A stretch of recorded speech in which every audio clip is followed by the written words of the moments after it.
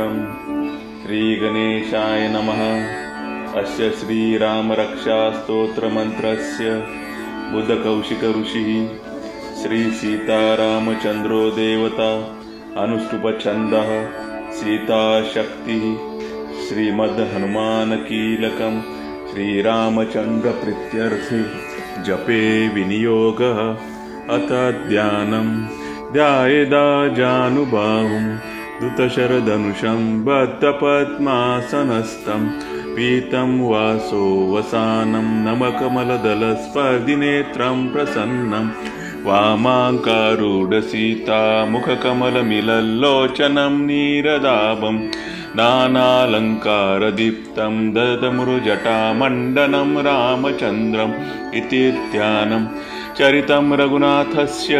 शतकोटिप्रविस्तरम् एकैकमक्षरं पूसां महापातकनाशनं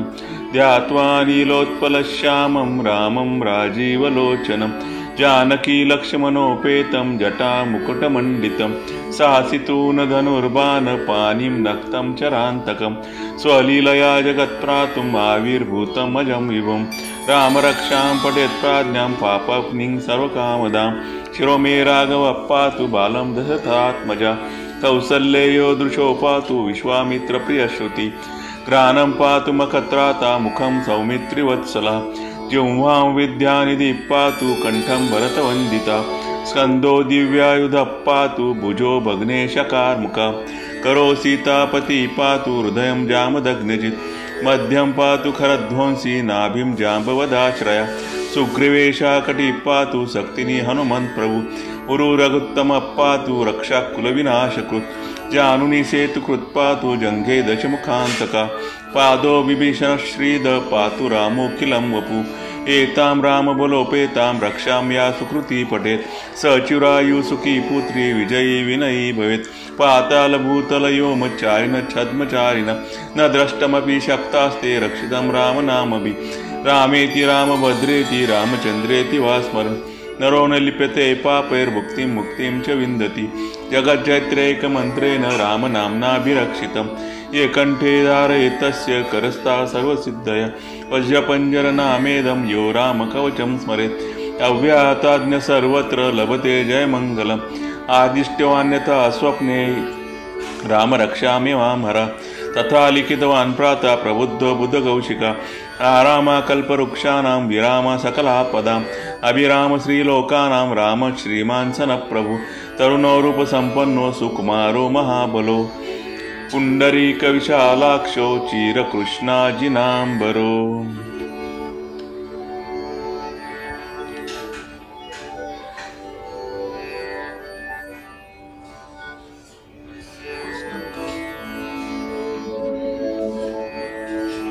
फलमूलाशिनो दान्तो तापसो ब्रह्मचारिणो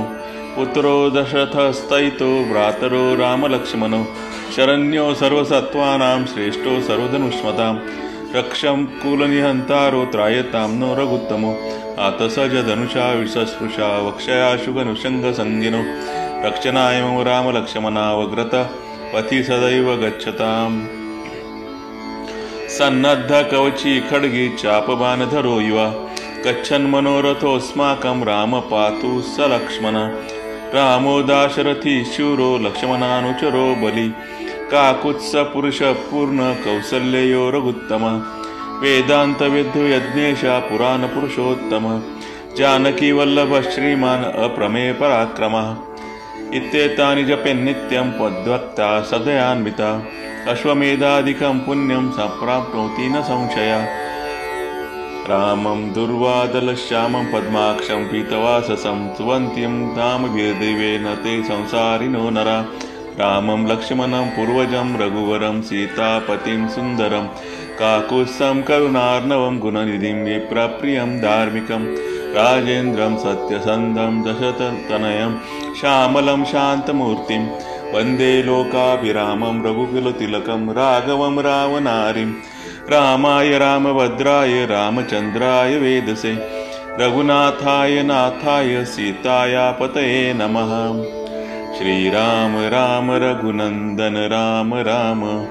श्रीराम राम भरताग्रज राम राम श्रीराम राम रणकर्कश राम राम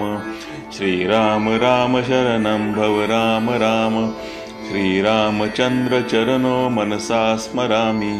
श्रीरामचंद्र चरणो वचसा गृह्णामि श्रीरामचंद्र चरणो शिरसा नमामि श्रीरामचंद्र चरणो शरणं प्रपद्ये माता रामो मत्पिता रामचंद्रः स्वामी रामो मत्सखा रामचंद्रः सर्वस्वं मे रामचंद्रो दयालुना नैन्यं जाने नैव जाने न जाने दक्षिणे लक्ष्मणो यस्य वामे तु जनकात्मजा पुरतो मारुतिर्यस्य तं वन्दे रघुनन्दनं लोकाभिरामं रणरङ्गधीरं राजीवनेत्रं रघुवंशनाथं कारुण्यरूपं करुणाकरन्तं श्रीरामचन्द्रं शरणं प्रपद्ये मनोजवं मारुततुल्यवेगं जितेन्द्रियां बुद्धिमतां वरिष्ठं वातात्मजं वानरयूतमुख्यं श्रीरामदूतं शरणं प्रपद्ये कूजन्तं राम रामेति मधुरं मधुराक्षरम् आरुह्य कविताशाखां वन्दे वाल्मीकिकोकिलम् आपदामपहर्तारं दातारं सर्वसम्पदां लोकाभिरामं श्रीरामं भूयो भूयो नमाम्यहम् भर्जनं भवबीजानाम् अर्जनं सुखसम्पदां तर्जनं यमदूतानां राम रामेति गर्जनं रामो राजमणि सदा विजयते रामं रमेशं भजे रामेणाभियता निशाचरचमु रामाय तस्मै नमः रामान्नास्ति परायणं परतरं रामस्य दासोऽस्म्यहं रामे चित्तलयः सदा भवतु मे ओ राम मामुद्धर राम रामेति रामेति रमे रामे मनोरमे सहस्रनाम तत्तुल्यं रामनाम वराणि इति श्रीबुधकौशिकविरचितं श्रीरामरक्षास्तोत्रं सम्पूर्णं। श्री सीतारामचन्द्रार्पणमस्तु।